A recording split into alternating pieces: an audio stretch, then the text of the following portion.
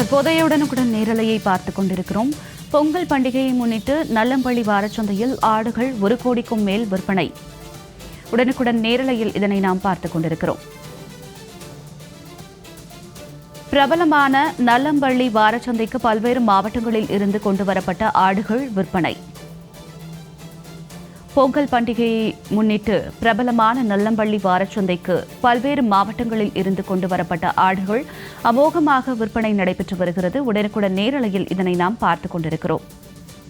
சந்தையில் ஆயிரக்கணக்கான ஆடுகள் 1 கோடி ரூபாய்க்கும் மேல் விற்பனை செய்யப்பட்டதால் வியாபாரிகள் மிகுந்த மகிழ்ச்சி அடைந்துள்ளனர்.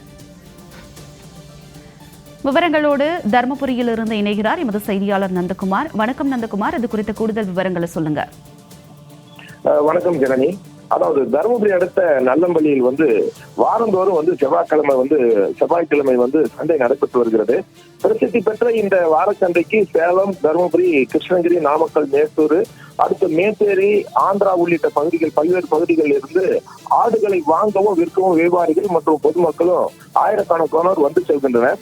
செவ்வாய்க்கிழமையில் நடக்கும் சந்தையில அதிகாலை நேரத்துல ஆடுகள் விற்பனை தொடங்கி காலை நேரத்திலே முடிவடைஞ்சிரும். இந்த நிலையில பொங்கல் பண்டிகை இன்னும் 5 நாட்களில் உள்ள நிலையில ஆடுகளுக்கான தேவை பொதுமக்களுக்கு அதிகரித்துள்ளது. இதனால இன்று அதிகாலை நல்லம்பள்ளியில ஆட்டுச்சந்தை தொடங்கியது. பல்வேறு மாவட்டங்களை சேர்ந்தவர்கள் 2000த்திற்கும் மேற்பட்ட ஆடுகளுடன் இந்த சந்தையில காலையிலிருந்து குவிய தொடங்கினர். இதே போல ஆடுகளை வாங்கவும் ஏராளமான வியாபாரிகள் சந்தையில திரண்டனர்.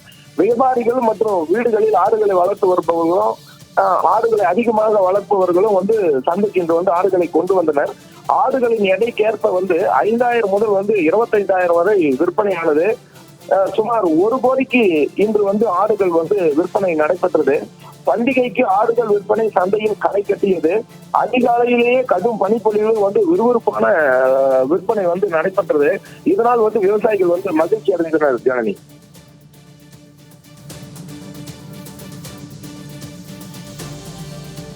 தருமபுரியிலிருந்து விவரங்களை வழங்கியமைக்கு நன்றி நந்தகுமார்.